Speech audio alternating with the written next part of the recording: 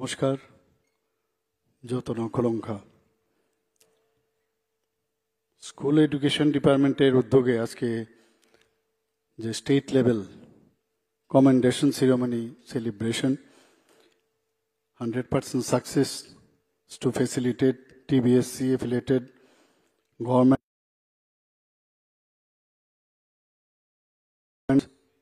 and CBSC affiliated Vidyajyoti স্কুলের যে আজকে রবীন্দ্র ভবনের যে আয়োজন, সেই আয়োজনে আমাদের মাঝে উপস্থিত আছেন Shri Rabel Hemendra Kumar, special secretary education ডিপার্টমেন্টের। উপস্থিত আছেন ডাইরেক্টর স্কুল এডুকেশনের শ্রী NC শর্মা মহোদয়।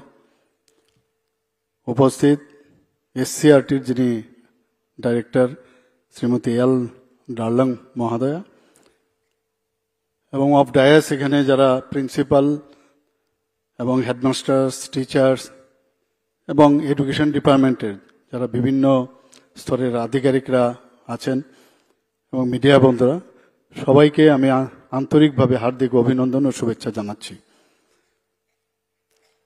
একটু আগে আমরা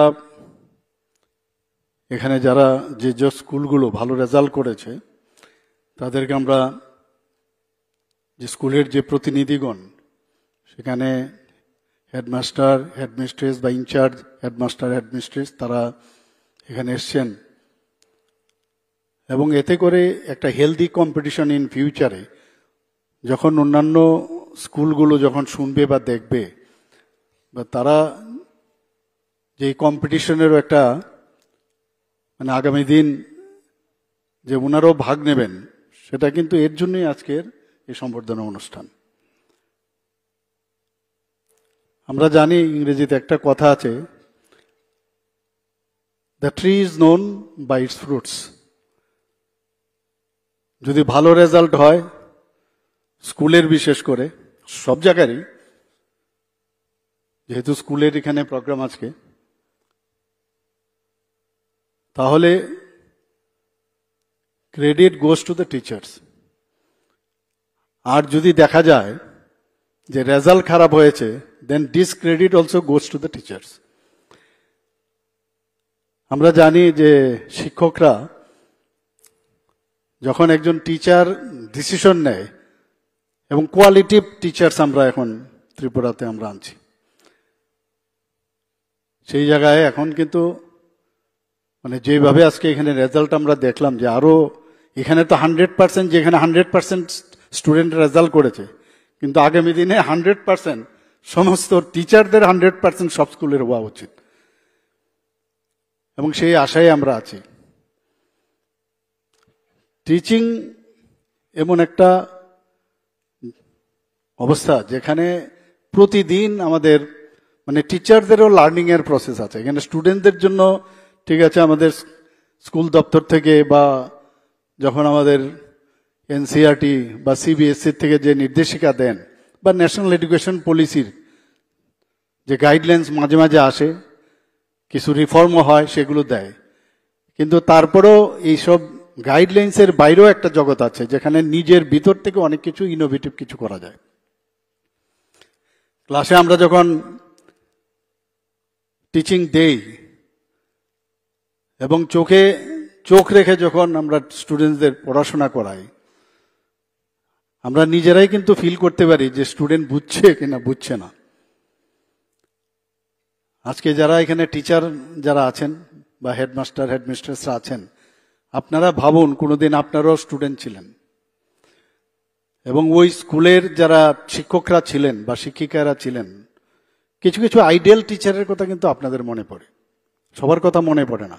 আবার ওই টিচার যারা একটা কথা বলেছে আপনার জীবনই পাল্টে দিয়েছে, এবং এগুলো আমাদের মানে পুরো মানে ব্রেনের মধ্যে কিন্তু এখনো রয়ে গেছে। সব কথা থাকে না, কিন্তু কয়েকটা বিষয় মনে দাগ কেটে থাকে। তো সেইভাবেই এই ধারাবাহিকতা কিন্তু আজকে যারা আগে গত সময়ে যারা স্টুডেন্ট ছিল এখন টিচার হয়েছেন, তো এইভাবেই ডেভেলপমেন্ট হয়। এবং আমি আশা করব যে আপনাদের যেসব খামতিগুলো আপনারা স্টুডেন্ট অবস্থায় আপনারা পেয়েছেন, কারণ আপনাদের কাছে কিন্তু একটা এক্সপিরিয়েন্স চলে এসছে, এবং আপনাদের আমি বলবো যে আপনারা ভাগ্যবান যে এরকম একটা টিচিং প্রফেশন আপনারা আসতে পেরেছেন। এবং এটা কিন্তু অনেকে চেষ্টা করেও হয় না। আমরা এখন বিভিন্ন যেসব টেট থেকে আরম্ভ করে কোয়ালিটিভ টিচার্স আমরা নিচ্ছি, টিআরবিটির থেকেও আমরা কোয়ালিটিভ টিচার্স আমরা নিচ্ছি। পরীক্ষার মাধ্যমে আপনারা আসছেন। আমরা বারবার বলছি যে গুণগত শিক্ষা আমাদের স্টুডেন্টসদের দিতে হবে। আজকে আমরা ত্রিপুরা সর্বভারতীয় স্তরে অনেকগুলো প্যারামিটারে আমরা কিন্তু মানে ছোট রাজ্য হলেও আমরা কিন্তু এখন কম্পিটিশনে আমরা আছি। এবং আগামী দিন আমাদের যে নেক্সট জেনারেশন, তাদের উপরে আমাদের ডিপেন্ড করছে এই রাজ্য আগামী দিন কি রকম হবে, কিভাবে চলবে এবং কিভাবে আমরা রাজ্যকে সামনের দিকে এগিয়ে নিয়ে যাব। গতকালও আমি এক জায়গায় একটা কথা বলছিলাম, আমি সব জায়গায় বলি যে এখানে একটা স্কুল আছে, খুব নামকরা স্কুল। ওই স্কুলে ভর্তি হওয়ার জন্য মানে সহজে ভর্তি হওয়া যায় না, খুব কম্পিটিশন সেখানে। তো সেই জায়গার সেই স্কুলের একটা নাম ধাম আছে এবং তার একটা আদর্শ আছে। সেই আদর্শের উপর ভিত্তি করে সবাই ওই স্কুলে ভর্তি করাতে চায়। বহু বছর ধরে তার থেকে বহু স্টুডেন্টস বেরিয়েছে। তো ওই স্কুলের যিনি মানে আমি বলবো যিনি পরিচালন ব্যবস্থায় আছেন, বাইরের থেকে উনি এসেছিলেন, ওনার সাথে আমি কথা বলছিলাম যে এইরকম একটা আদর্শ নিয়ে আপনার স্কুলে, খুব নামকরা স্কুল, সেখানে ভর্তি খুব কঠিন। কিন্তু যখন আমরা দেখি ক্রাইসিস, আমরা সমাজে আমরা দেখি ক্রাইসিস পিরিয়ডে এই ধরনের আদর্শবান ছেলেরা আপনাদের স্কুল থেকে পাশ করেছে, তাদের কিন্তু আমরা খুঁজে পাই না। কিছুক্ষণ উনি চুপ করে রইলেন, তারপর বললেন যে ওনারা কিন্তু আসেন অনলি ফর দেয়ার ক্যারিয়ার্স। যদি এইরকমটা হয় তাহলে তো মুশকিল। তো গতকালই আমি এক জায়গায় এই কথাটা বলছিলাম, তো উনি আরেকজন আমাকে বললেন যে অ্যাটলিস্ট তো তারা নিজেদের তো ক্যারিয়ার তো বানাতে পেরেছে, এটাই সাকসেস। এটা ওনার তথ্য আর কি। আমরা তো চাই যে সমাজ ব্যবস্থার মধ্যে, কারণ সমাজের পরিবর্তন, রিফর্ম, প্রচুর রিফর্মের দরকার। আজকে এই টিচিং আমরাও যারা আপনারা আছেন বা আমরা আপনাদের আগে আমরাও ছিলাম, তো সেই জায়গায় যেভাবে পড়াশোনা হতো, আজকে টিঙ্কারিং ল্যাবের কথা হচ্ছে, এখানে স্মার্ট ক্লাসের কথা হচ্ছে। ব্ল্যাকবোর্ড দিয়ে আমরা করতাম, এখনো অনেকে বলছে যে blackboard is suppose two B the best one, এখনো হোয়াইট বোর্ড এসছে। তো রিফর্ম হচ্ছে, বারবার পরীক্ষা নিরীক্ষা হচ্ছে কিভাবে পাঠদান করা হবে, কিন্তু তারপরও টেকনোলজি বেসড এখন এডুকেশন হয়ে গেছে। স্মার্ট ক্লাসের মাধ্যমে আপনি সারা দুনিয়া আপনি দেখাতে পারবেন। যদি একটা বায়োলজির কোনো স্টুডেন্ট কেউ থাকে, তাকে যদি আমরা 3 ডাইমেনশনাল ওয়েতে আমরা যদি দেখাতে পারি, আগে তো ম্যাক্সিমাম 2 ডাইমেনশনাল আপনি দেখাতে পারবেন, কিন্তু 3 ডাইমেনশনালে তার যে মানে বিভিন্নভাবে যেসব রেসপিরেটরি ট্র্যাক্ট হোক বা নার্ভাস সিস্টেমই হোক, তখন তার মধ্যে কিন্তু আরো বেশি বিষয়টা সম্পর্কে অনেক বেশি জ্ঞান প্রাপ্তি হয়। তো এগুলো তো প্রযুক্তির কারণে, এআই আসছে, এখন এআই এর উপর আপনার পড়াশোনা করতে হবে। এবং এক জায়গায় আমি দেখেছি এআই তো এমন অবস্থা দাঁড়িয়েছে যে আপনি এআই এর মাধ্যমে এমন মনে হবে, সাপোজ হেলথ বিভাগের আমি বলছি যে এক জায়গায় আমি পড়ছিলাম যে as if you are working in a মানে ওটি অপারেশন থিয়েটারে আপনি কাজ করছেন, এরকম অবস্থা দাঁড়াচ্ছে।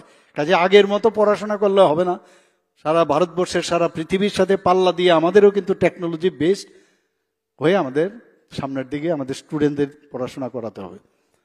এখানে আমার পূর্ববর্তী দুজন যারা হেডমাস্টার মহোদয়রা বললেন, ওনাদের যে অভিজ্ঞতা আমার খুবই ভালো লাগলো। যে ইনোভেটিভ আইডিয়া, যে স্টুডেন্টকে দিয়ে শুধু চলবে না, পাশাপাশি গার্জিয়ানদের নিয়েও যদি প্রতিনিয়ত, আগে তো আমাদের সময় তো গার্জিয়ান একবার স্কুলে পাঠিয়ে দিয়েছে সারা গেল, আর তো কোনো গার্জিয়ান টিচারিং এর কোনো সম্পর্কই ছিল না। আস্তে আস্তে বিভিন্ন যেসব স্কুলগুলো আমাদের এখানে শুরু হলো, বিশেষ করে প্রাইভেট স্কুলগুলো কর্পোরেট স্টাইলের, তারা কিন্তু ওই যারা গার্জিয়ান টিচারের একটা মিটিং শুরু হলো। এখন এটা তো একটা প্রয়োগ, এই প্রয়োগে সাকসেস রেট আসছে, আপনাদের বক্তব্যেই বোঝা যাচ্ছে, এবং কোন স্টুডেন্ট উইক আছে তার সম্পর্কে আগে ভাগে বলা, এই প্রয়োগে সাকসেস রেট এসছে। আমি তো বারবার বললাম যে the tree is known by its fruits. কাজে এখানে আপনার কিরকম আপনি স্কুলে পড়াচ্ছেন তাতে কিন্তু বোঝা যাচ্ছে। আমাদের আরেকটা বিষয় আমি যেটা সবসময় মনে করি, যে স্টুডেন্টসদের এখানে আমার পূর্ববর্তী বক্তা সেক্রেটারি মহোদয় বলেছেন যে টিচিং দেওয়ার পরও ক্লাসের মধ্যে তারপরও তার এবং গার্জিয়ানদের একটা দৌড় প্রতিযোগিতা হয়, কখন তা প্রাইভেট টিউশনে দৌড়বে। এটার একটা বিরাট সমস্যা, মানসিক সমস্যা। ক্লাসের মধ্যেই স্টুডেন্টের মধ্যেও নিজেকে নিয়ে আপনি একবার চিন্তা করুন, অনেকের তো বয়স কম, তারা নিশ্চয়ই দেখেছেন তারাও কিন্তু প্রাইভেট টিউশনে দৌড়েছেন। অর্থাৎ ক্লাসের মধ্যে মনোযোগের যে অবস্থাটা সেটা কম থাকে, মানে ফোকাসড যে হওয়া, টিচার টিচিং দিচ্ছেন, ফোকাস হয় না। স্টুডেন্ট বলছে ঠিক আছে স্যার তো পড়াচ্ছেন, 5টার পরে আবার যখন প্রাইভেট টিউশনিতে যাব বাকিটা শিখে নেব, স্যার যেটা বলবেন ওই, মানে physically he is present in your class but mentally he is somewhere else. এটা ব্রেক করতে হবে যে না, তোমার শিখা এখানেই শিখতে হবে।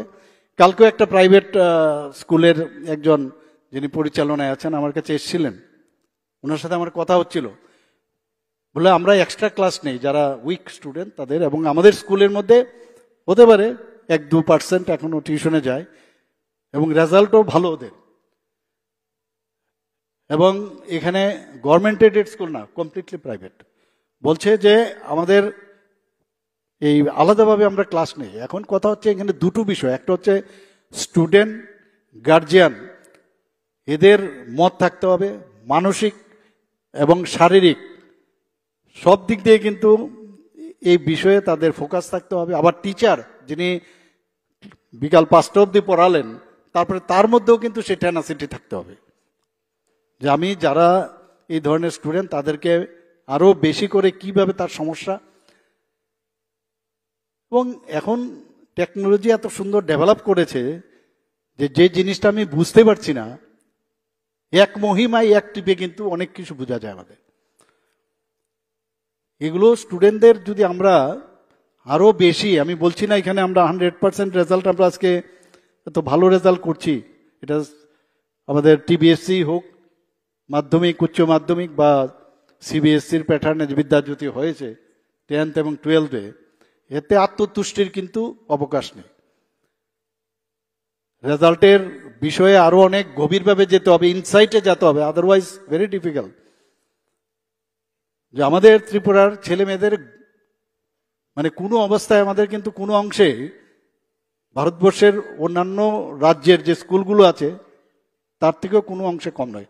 আমি একটু পড়ছিলাম একটু আগে, সেখানে দেখলাম যে সিবিএসসির যে রেজাল্ট, আমাদের এই রেজাল্ট গুয়াহাটির থেকে 2% বেশি আমাদের। তো হোয়াট ডাজ ইট মিন? আমাদের থেকে অনেক বড় রাজ্য, এখানে ফেসিলিটিসও বেশি, তারপরেও যদি আমাদের এখানে এত ভালো রেজাল্ট হয়, তাহলে কেন হবে না আমাদের এখানে আরো ভালোর থেকে আরো ভালো হওয়া? এই যে বিষয়টা আমাদের নিশ্চয়ই আমাদের চিন্তা করতে হবে। আমাদের এখানে যেসব আমরা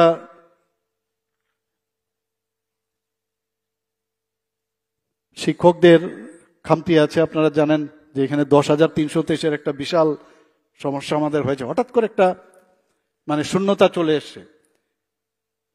এই শূন্যতা মেকআপ করতে করতে আমাদের সমস্যা হচ্ছে। এর মধ্যে আপনারা দেখলেন প্রায় 1600-র মতো আমরা টিচারের মধ্যে আমরা নিচ্ছি। দেখে মানে আমাদের যে চেষ্টা এবং আমাদের যে মানসিকভাবে আমরা তৈরি, আমরা বুঝতে পারছি আমাদের এই সরকার আসার পর যে কোন জায়গায় খামতি আছেন, প্রায়োরিটি কোন জায়গায়। কিছুদিন আগেও আমরা অনেক 88 জন স্পেশাল এডুকেটর নিয়োগ করেছি বিদ্যাজ্যোতিতে, 179 জন পিজিটি, ফিজিক্যাল এডুকেশন শিক্ষক, লাইব্রেরিয়ান, ওআইটি শিক্ষকদেরও আমরা নিয়োগ করেছি। তো এইগুলো আমরা করছি এখানে।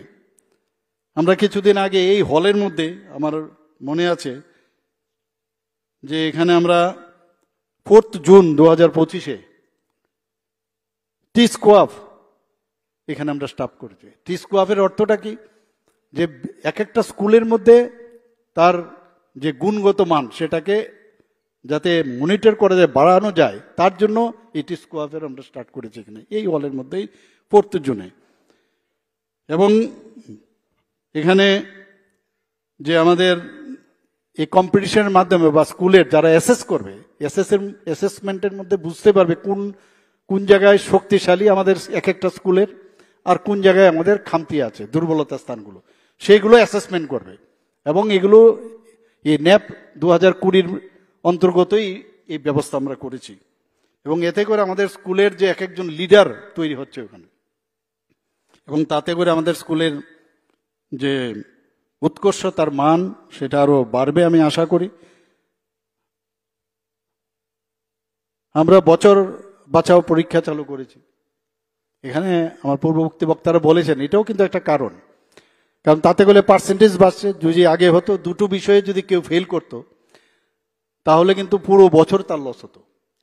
সেখানে আমরা 60 দিনের মধ্যে তার পরীক্ষার ব্যবস্থা আমরা করেছি, এতে করে পার্সেন্টেজও বাড়ছে। এবং ডাটা বলছে যে এতে করে আমাদের অনেক যে পার্সেন্টেজ, সেই 60 দিনের মধ্যে পরীক্ষা দেওয়ার কারণে তারা কিন্তু আবার সুযোগ পাচ্ছে এবং পার্সেন্টেজ অনেকটা মানে বেড়ে যাচ্ছে। এখানে যে রেজাল্টটা আপনারা দেখছেন তার থেকে আরো বেশি পাবে যদি যোগ করা যায়। যদি 60 দিনের মধ্যে যারা পরীক্ষার সুবিধা পেয়েছে সেই কাজটা আমরা করছেন। আরেকটা জিনিস যেটা, সেটা আমার পূর্ববর্তী হেডমাস্টার মহোদয়রা বলেননি, জানি না এটা হয়তো আপনাদের অভিজ্ঞতায় নাও থাকতে পারে, যে ভোকেশনাল সাবজেক্ট কিন্তু আপনারা চালু করেছেন এখন আমাদের। এবং ভোকেশনাল সাবজেক্ট চালু করাতে 6th সাবজেক্ট হিসেবে চালু করা হয়েছে। এবং 8টি মাধ্যমিকে 8টি এবং উচ্চ মাধ্যমিকে 4টি এই বৃত্তিমূলক বিষয় রয়েছে। তাতে করে স্টুডেন্টদের যে বাস্তব জীবনের যে দক্ষতা অর্জন সেটা কিন্তু হচ্ছে। এবং ভবিষ্যতে এরকম যাতে না হয় যে পড়াশোনার পরে আমার কি হবে, মানে তার একটা বেসিক একটা বৃত্তিমূলক শিক্ষা পাওয়ার জন্য তার আগামী দিনে যে কোনো জায়গায় সে কিন্তু অ্যাবজর্ব হতে পারে।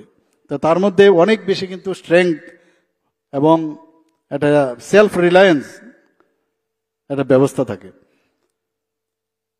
আমরা টি স্কোয়াফের আমার মনে হয় আরো জোরদার, এটার আমি সেক্রেটারি মহোদয়কে বলবো যে টি স্কোয়াফ আমরা তো করলাম, এটা আরো বেশি করে যাতে অ্যাকসেন্টুয়েট করা যায় সেই বিষয়টা আপনারা দেখেন। বিদ্যাজ্যোতি রেজাল্টের আমরা গত বছর খুবই খারাপ ছিল, বিষয় আমার বিস্তারিত এখানে আলোচনা হয়েছে। কিন্তু এখন কিন্তু আমাদের অনেক ভালো রেজাল্ট হচ্ছে। কিন্তু আমি যেটা বললাম আরো ভালো থেকে ভালো আরো যাতে হয় সেই ব্যবস্থাটা করতে। এখানে এবার আমরা দেখলাম যে রিপিট ক্যাটাগরিতে কিন্তু অনেকটা কম। মাধ্যমিক পরীক্ষার ক্ষেত্রে মাত্র 0.7%, আর উচ্চতর মাধ্যমিকের ক্ষেত্রে 4%। অর্থাৎ যে দ্বিতীয়বার যখন কম্পার্টমেন্টাল পরীক্ষা দিয়েছেন যে পার্সেন্টেজ 71% বা 85%, তা যদি আমরা কম্পার্টমেন্টাল পরীক্ষার যদি আমরা রেজাল্ট দেখি সেখানে দিকে 95% কিন্তু রেজাল্ট হয়েছে।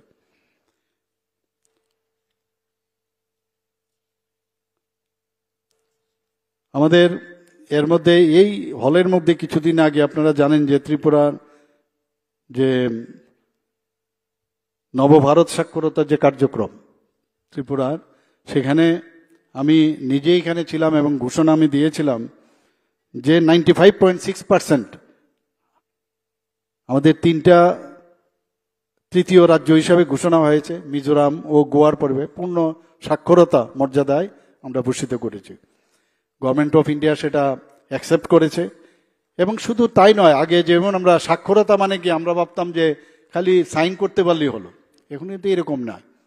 সাক্ষরতা মানে তার প্রচুর ক্রাইটেরিয়া ফিক্স করা আছে। সেই ক্রাইটেরিয়ার উপর যদি করা যায়, যারা বয়স্করা আছেন এবং তাদেরকে শুধু পূর্ণ সাক্ষরতা হয়েছে, এখানে একটা কথা বলা খুব প্রয়োজন, যে গোয়া এবং মিজোরামে যে লোক সংখ্যা আছে তার তুলনায় কিন্তু অনেক বেশি লোক সংখ্যা আমাদের ত্রিপুরা। কাজে এই লোক সংখ্যার মধ্যে এই পূর্ণ সাক্ষরতা 95.6% পাওয়া, অর্থাৎ 100% পাওয়া, এবং ইউনেস্কোর যে গাইডলাইন সেখানে বলা হয়েছে যে 95% উপরে যদি সাক্ষরতা যদি কারোর থাকে তাহলে এটাকে 100% মানা যাবে। তাহলে বাকি কি? বাকি হচ্ছে কেউ শারীরিকভাবে অসুস্থ, কেউ অলরেডি মারা গেছেন, বা কেউ অবশ্য মানে বেড রিডেন। তো এইরকম কাজে এটাকে ধরে নেওয়া যায়। তো সেই দিকে আজকে কিন্তু ত্রিপুরা একটা বিশেষ স্থানে এখন পৌঁছেছে। এখানে ইনফ্রাস্ট্রাকচার আমরা চেষ্টা করছি যাতে ডেভেলপ হয় ত্রিপুরাতে। বিভিন্ন জায়গায় এখনো যখন স্কুলে টুলে যায়, যে পুরনো স্কুলগুলোর মানে অনেক জায়গায় মানে অবস্থা ভালো না ইনফ্রাস্ট্রাকচারালি, সেই জায়গায় আমরা 2024-25 শিক্ষা দপ্তরে অধীনে 153 কোটি টাকার উপরে আমরা খরচ করে নতুন ভবন আমরা তৈরি করেছি। এবং যেখানে সংস্কার করার দরকার, মেনটেনেন্স, সেখানেও প্রায় আমরা 346টি বিদ্যালয়ে পর্যায়ক্রমে সেটা চলবে, সেখানে 80 কোটি উপরে আমরা টাকা খরচ করেছি। 2025-26 যে বাজেট আমরা রেখেছি সেখানেও প্রায় 264 কোটি টাকা, 30টি বিদ্যালয় আমরা সেটাকেও আমরা নতুন ভবন আমরা আরো বানাবো। এবং যেখানে মেনটেনেন্স করতে হবে প্রায় 151 কোটি টাকার মতো 2025-26 অর্থ বছরে আমরা 123টি বিদ্যালয়কে আমরা ইনফ্রাস্ট্রাকচারালি মেজর ও মাইনর সংস্কার আমরা করব। এখানে এনসিইআরটি পাঠ্যক্রম আমরা চালু, ইংরেজি মাধ্যম বিভিন্ন যেটা কথা হয়েছে বিভিন্ন মাধ্যম আমরা বিদ্যালয়ে রূপান্তর করেছি। সুপার 30 প্রকল্প একটা বিরাট প্রকল্প, খুব ভালো প্রকল্প। এবং আপনারা শুনে খুশি হবেন 2024 অর্থ বছরে একজন শিক্ষার্থী এনআইটি পেয়েছে, আইআইটি পেয়েছে একজন, আর 3জন এনআইটি পেয়েছে, 3জন এমবিবিএস পেয়েছে।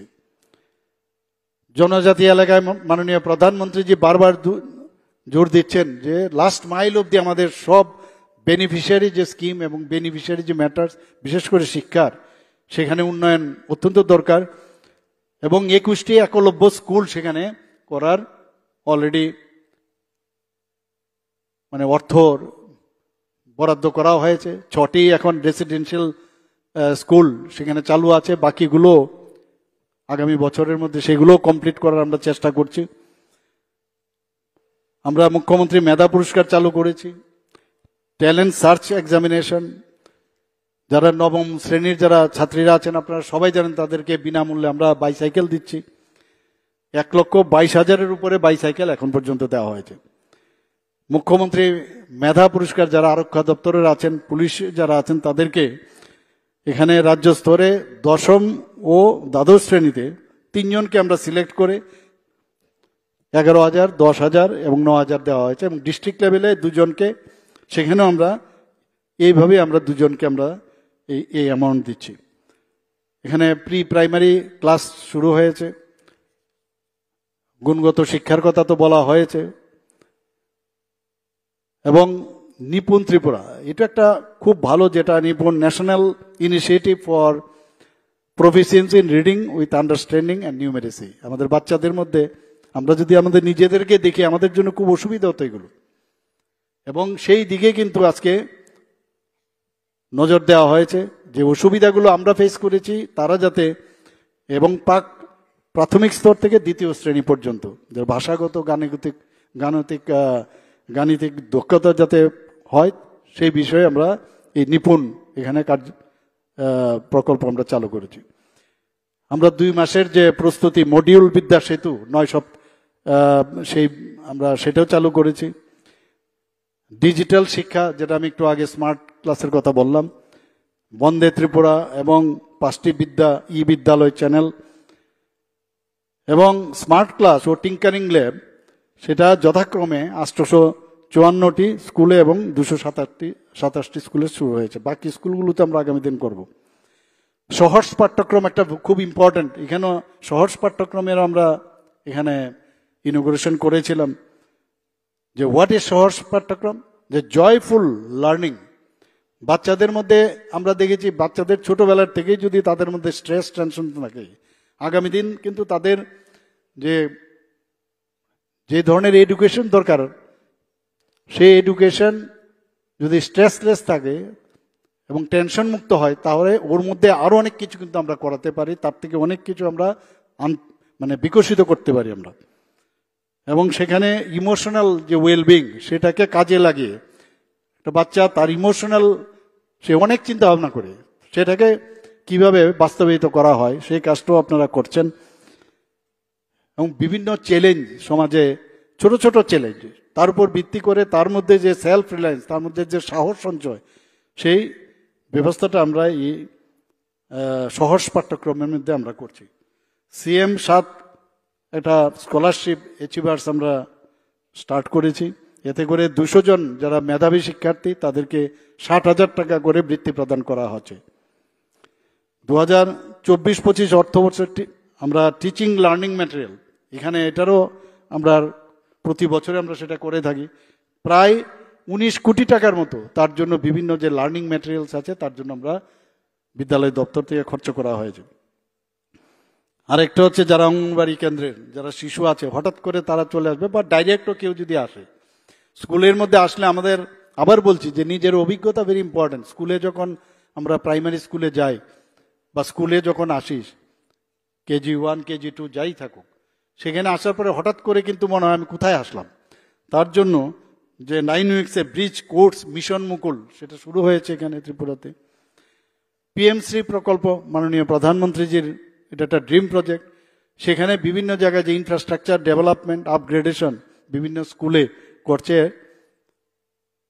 আমরা উচ্চশিক্ষা দপ্তরের, আপনারা সবাই জানেন, কিছুদিন আগে মুখ্যমন্ত্রী কন্যা আত্মনির্ভর যোজনায় যারা 12th ক্লাস পাস করেছে 140, সেখানে TBSCর এবং CBSCর 40 জন, TBSCর 100 জন, তাদেরকে বিনামূল্যে আমরা স্কুটি প্রদান করেছি। এবং আমার মনে আছে, আমি যখন প্রথম মুখ্যমন্ত্রী দায়িত্বভার নেই, তখন অনেকে আমাকে বলছিলেন, ভাই ফোটার সময়, রাখি পূর্ণিমার সময় ওনারা এসেছিলেন, বলছিলেন যে কিছু একটা ঘোষণা করতে হবে। তো যারা ডিগ্রি কলেজে আছেন, তাদের কোনো রকম, যারা ছাত্রীরা যারা আছে, তাদেরকে ভর্তি ফি, কলেজ ডেভেলপমেন্ট ফি, বিভিন্ন যে আভ্যন্তরীণ যে ডেভেলপমেন্ট ফি ইত্যাদি সব আমরা মুকুব করে দিয়েছে। এবং এতে করে দেখা যায় গ্রস এনরোলমেন্ট যেটা অনেকটা কিন্তু বেড়ে গেছে মেয়েদের বেলায়, এবং তার রেশিওটা অনেক উপরে। আমরা যারা IAS IPS বা IFS, তাদের যখন দেখা যায় যে লক্ষ্য নামে একটি প্রকল্প আমরা চালু করেছি, যদি প্রথম প্রিলিমিনারি পরীক্ষাতে যদি ওরা সাকসেস হয়, তা 5 লাখ করে আমরা ওনাদেরকে দিচ্ছি। যদি দেখা যায় তারা মেইন পরীক্ষায় উত্তীর্ণ হয়েছেন, তাদেরকে আরো 20,000 টাকা করে দিয়েছি। এর মধ্যে আমরা প্রায় 10 জনকে এই প্রকল্পে আমরা সহায়তা করতে পেরেছি। 2018-19 শিক্ষাবর্ষে রাজ্যে institute of information technology IIIT এখানে চালু করা হয়েছে।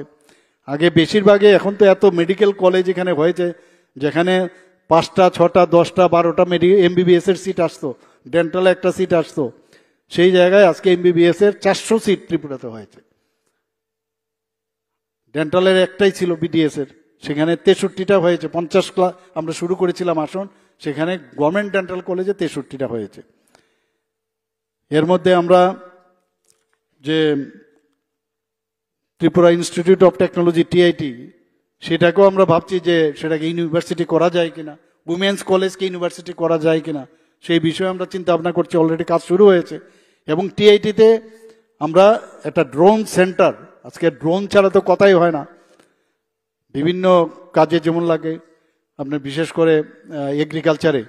আর এবারে ড্রোন তো দেখলেন, এবার যে পাকিস্তানের সাথে যে যুদ্ধ, শুধু ড্রোনের উপরে কিন্তু যুদ্ধ হয়েছে।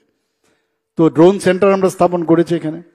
2022-23 আমরা সরকারি ডিগ্রি কলেজ পানিসাগরে এবং Shri Aurobindo general degree college আগরতলায়, পুরাতন আগরতলাতে, এরকম করে 3টা ডিগ্রি কলেজ আমরা নতুনভাবে চালু করেছি।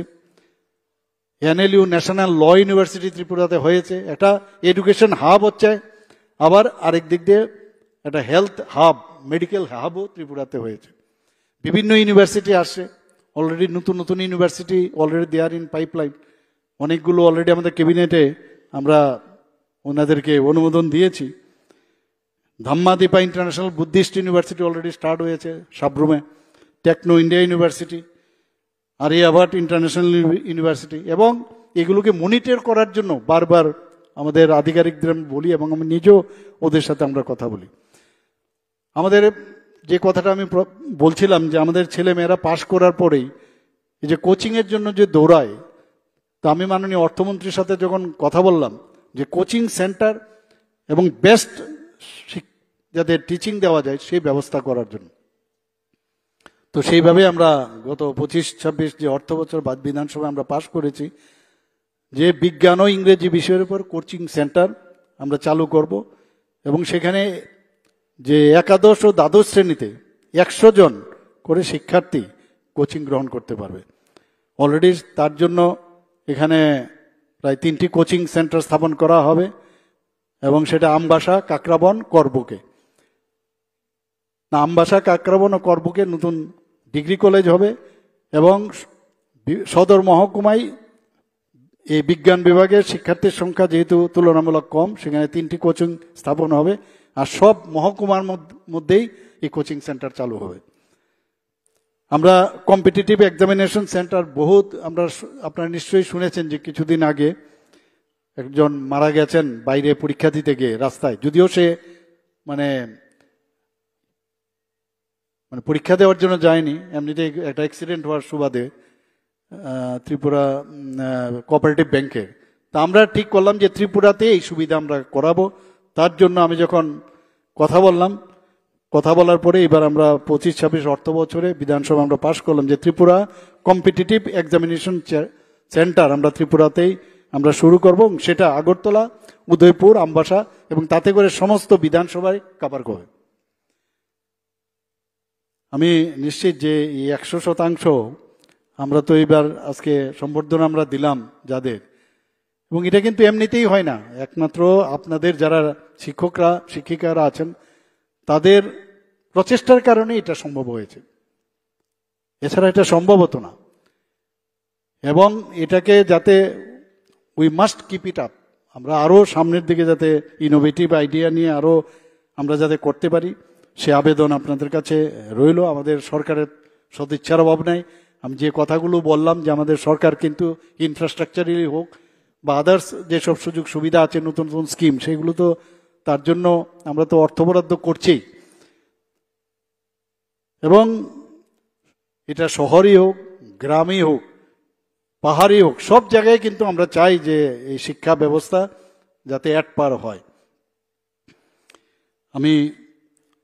আমার মনে হয় আজকে যে এখানে সম্বর্ধনা দেওয়ার যাদের আমরা দিলাম অনেকের কাছ থেকে আমরা অভিজ্ঞতা সঞ্চয় করলাম এবং আপনাদেরকে আবার আমি শুভেচ্ছা জানাচ্ছি। যারা প্রাইজ পাননি তাদেরকেও আমি শুভেচ্ছা জানাবো যে আপনারা কম্পিটিশন আছেন, পার্টিসিপেশন আপনারাও করেছেন, আগামী দিন হবে। এবং আমরা আশা করি যে মাননীয় প্রধানমন্ত্রীজি যেভাবে চাইছেন যে যে যে জায়গায় থাকুক, চাকরি পেলো, শিক্ষকেরই হোক, ডাক্তারই হোক, ইঞ্জিনিয়ারই হোক, তার কিন্তু স্কিল্ড ওই জায়গায় তার দক্ষতা বাড়াতে যা যা দরকার।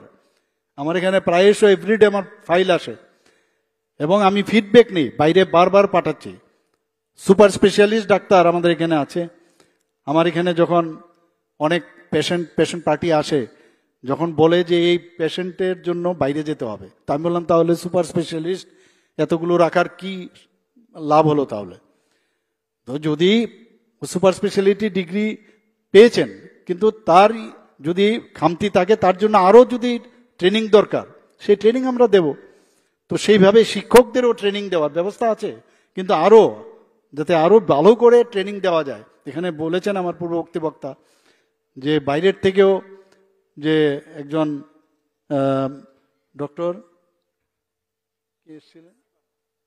ডক্টর বার্মাজি এখানে এসেছিলেন। তো এরকম আরো যদি দরকার পড়ে আরো অনেক লোককে আমরা আনাবো, এসে যখন স্কিল ডেভেলপমেন্টটা হবে।